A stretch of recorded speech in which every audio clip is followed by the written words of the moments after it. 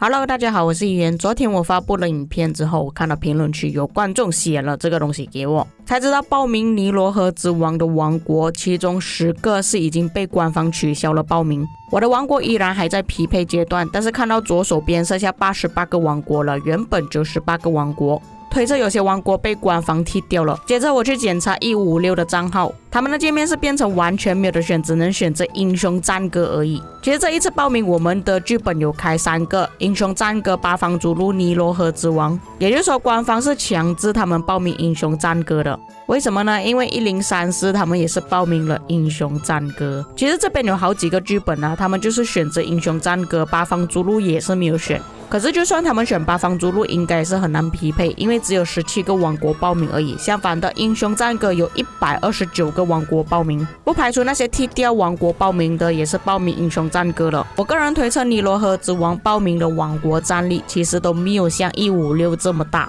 我去检查了目前的王国排名呢，有很多王国其实正在打着 KVK， 并且看到蛮多都是报名八方逐鹿的。试想一下，如果是2个阵营匹配 AABB， 你要怎样跟1556打？再加上他们搭配的另外一个 A 国，可能战力也是蛮高的。假设匹配成功的话，对面阵营遇到1556应该会蛮惨的。只能说官方这一次处理还算不错啦，至少不会让156屌虐其他玩家。我已经解释了这一次报名的问题，接下来我们就要讲 drama 了。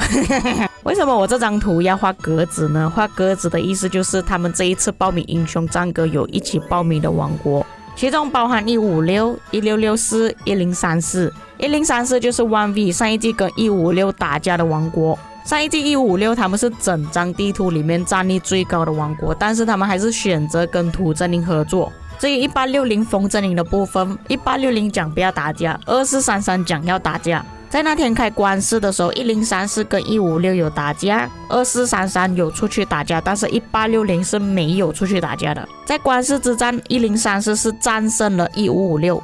土跟风阵营的情况，由于风阵营只有2433出来战斗，所以官司是已经输了。1860不知道是不是看到1034能够打败156，所以他们最后决定要出来打架。但是出来打架也只有那几个人出来打架而已，并没有规模这么大。而且打的时间还很短，只有打短短的几个小时就撤退了。最后1034是输给1556，虽然156很卑鄙，他们明明战力很高了，还要跟其他王国合作，照理来说他们应该1打3才对的。但确实他们这一场打的还蛮好看的啦，只不过因为他们这个举动呢，就被其他的玩家嘲笑了。其他的王国不是3打5就是1打3，但是他们选择2打1打1。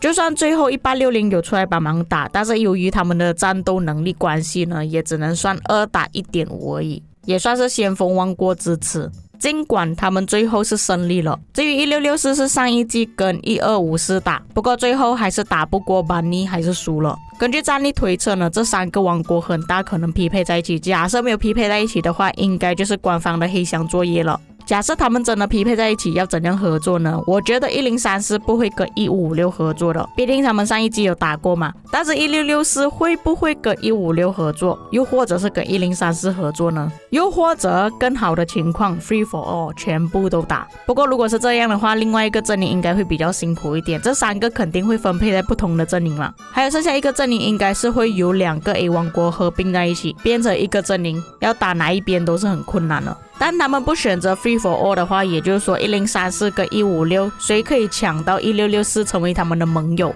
就算是他们 KVK 已经胜利了。但是156依然还是有爸存在的，虽然是说他们这一季打完之后，下一季就会移民，破跟爸都会走，其他成员会不会跟着他们一起走就不得而知。可是会不会因为这一点其他玩家就没有士气了？反正哎呀，我们的国王都要离开了，爸都要离开了，我们为什么还要这么努力去打？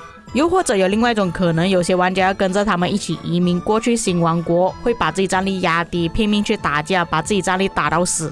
当然的，假设他们是真的匹配在一起的话，我又会开直播给你们看了。那你们觉得假设匹配在一起的话，这3个王国到底谁会胜利？会不会合作？1034依然打不过156吗？还是他们可以报仇成功呢？关键人物爸又会不会起到作用呢？在评论区留下你们的看法。以上就是本期内容，我们下期再见。